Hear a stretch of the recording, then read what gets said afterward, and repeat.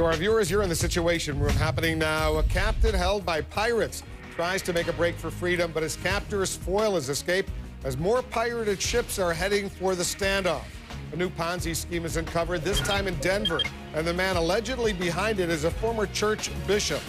And new fears about a virus that could be coming to your computer.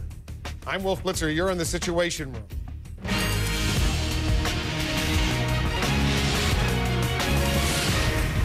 Apparently, the pirates holding an American captain hostage could get some help from other pirates holding hostages. These new criminals are now heading to the scene in ships they've already hijacked, according to a U.S. official.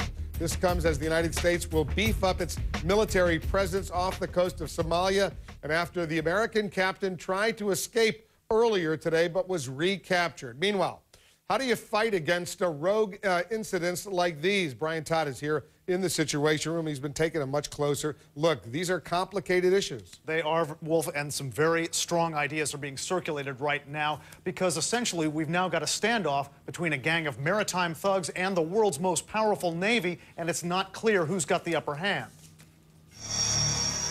Somali pirates know they can wreak havoc on the high seas, extort major shipping lines, then speed back to a safe haven in Somalia. There's no functioning government there to go after them. How do you stop this? Deny sanctuary. You must find them and take the fight to where they live. Major General Tom Wilkerson, head of the independent U.S. Naval Institute, says the American Navy and its allies have not been able to accomplish their mission of safeguarding the Indian Ocean and the Gulf of Aden. Given that it's an area 5 times the size of Texas, he says, that's not the Navy's fault. Wilkerson says military raids on pirate hideouts inside Somalia, where they plan and launch hijackings, would be more effective. It's where they get to go where no one comes after them. And as long as that exists, they have plenty of incentive to stay in the game of being a pirate. But that conjures up the specter of Black Hawk Down. October 1993, a fateful raid in Mogadishu aimed at capturing militants. American helicopters blasted from the sky. A chaotic firefight. 18 U.S. Army Rangers and hundreds of Somalis dead. General Wilkerson believes raids on pirates could be different. In Mogadishu and in Black Hawk Down, it was my understanding that we were confronting a force that was fairly cohesive, whereas the pirates might be in separate enclaves of different, quote, warlords or tribal leaders, not necessarily in communication with one another. What would the risks be now? One is civilian casualties. A second is the image that will be created by the United States, the lone superpower, striking a Muslim country. And the third is detainees and the uncertainty about how they'll be handled. And there's the psychological barrier. Stephen Morrison says that raid in Mogadishu still plays on the minds of American leaders. They all think about it when confronting any potential military action involving Somalia. Wolf, 15 and a half years later, it weighs on the minds of those in Washington making these decisions. Because a lot of people are really worried. A lot of experts you've spoken to, right, I've spoken to, are worried this could get messy. That's right. There's no way that this won't be at least a little bit messy. These are not going to be surgical strikes. They're going to be casualties, likely civilian casualties. But one thing that's changed since Mogadishu and even since 9/11, there are now U.S. Special Forces in that region. There's at least a fingerprint there to start with. They could possibly launch some successful raids. All right, Brian, thanks very much. Brian Todd looking closely at this story. Let's assess what's going on. Let's bring in two guests. Tom Fuentes is a CNN contributor and former FBI assistant director. And James Christodoulou is head of Industrial Shipping Enterprises Corporation. James, let me start with you. Sure. You've acknowledged paying ransom to free some of your people in the past. Is that right? That's right. Why that? Well, because the only concern that I had was to secure the safe release of my crew. And unfortunately, the only way that I could do that was to pay the ransom and make sure that my crew got out safely, mentally, physically, emotionally intact. And did they get out? They got out fine. I mean, they were held for 55 days. I negotiated with the pirates several times per day to secure their release. I will tell you, to the Somalis, this is a business. But they did get released okay. They were all reunited with their family. And I did what I was supposed to do as the CEO of the company. How much did it cost? You know, how much we paid is interesting, but Wolf, it's not really important. What's really important is, as we're seeing, this crisis still exists. It's threatening the lives of a very brave Captain Phillips and 300 other sailors who are being held captive at this very moment. Tom, does it encourage more of these kinds of incidents to go ahead and pay the ransom? Yes, Wolf, of course it does. So but you just heard James. He makes a good point. His priority was to get his people out alive and well, and if it cost some money, he was willing to spend it. It's a dilemma that these companies have to face right now.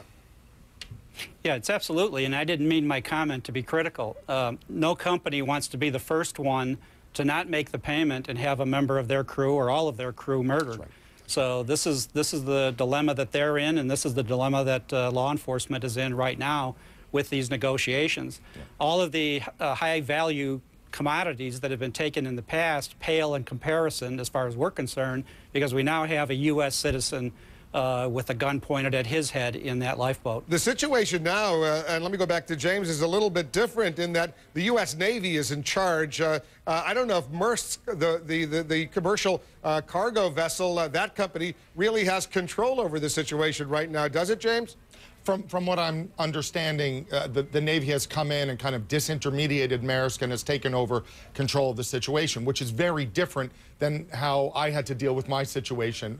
Quite frankly, we wanted government support, but not really government involvement, because it was very much a private transaction between me and the Somali pirates. If they want $1 million or $2 million to free Captain Phillips, Tom, who's going to make that decision now? Would it be Maersk or would it be the U.S. Navy, the U.S. government? I think the company will still be in a position to decide. It's just that the Navy is also in the position to determine what tactics are available and to be coordinating the negotiating process right now. Here was what Newt Gingrich, the former House Speaker, just sent a Twitter out there. He says this, it's very critical of what's going on. He says, the correct answer to piracy is to destroy it, not negotiate it with it. SEALs, referring to Navy SEALs, can retake the lifeboat, track every boat leaving Somalia. What do you think about that, Tom? Well, that's fine if you're prepared for the captain to end up dead in this situation. You think that almost certainly the captain, Navy SEALs couldn't just go underwater or get this guy freed? Well, the SEALs are in the best position to assess what they're able to do with that particular lifeboat. Seeing the pictures of it, you know, it appears difficult because it has a housing over the top of it, so you don't have an open view of where that captain's being held or how many people are holding him or whether he's been tied up now and that even if he was to go into the water, he would end up drowning compared to before when he tried to swim. So there's many decisions that need to be assessed. A SEAL team in the area obviously would know their tactical capabilities and the likelihood of success, which is going to drive this. But again, no one wants this captain to end up dead. Of course, certainly the Navy can outgun those pirates, but the negative outcome is looming large. And what I hear you saying, James, is if this was one of your employees, Captain Richard Phillips, you'd pay the ransom once again.